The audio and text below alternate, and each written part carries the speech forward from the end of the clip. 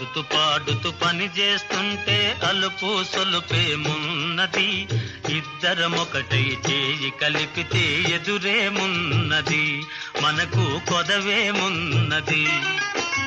ఆడుతూ పాడుతూ పని చేస్తుంటే అలుపు సొలుపేమున్నది, ఇద్దరమొకటై చేయి కలిపితే ఎదురేమున్నది, మనకు కొదవేమున్నది.